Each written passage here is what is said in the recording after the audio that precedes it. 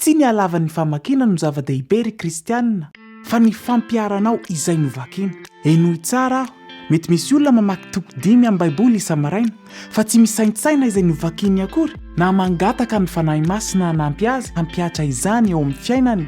Mamaky fotsiny izy satria tokony mamaky. Tsy mamaky baiboly isika satria tokony mamaky fotsiny, fa mamaky kosa satria tenin'Andriamanitra izay manambara ny maha izy azy sy manova ny fiainantsika zany. Aleo mamaky andiny iray ary mamela ny Tompo hanovantsika amin'ny alalany.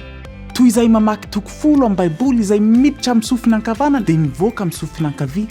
Tsy miteny aho hoe andiny iray ihany vakina isan'andro tsy dia tsy, fa andao hamaky ny tenin'Andriamanitra arak'izay tratra.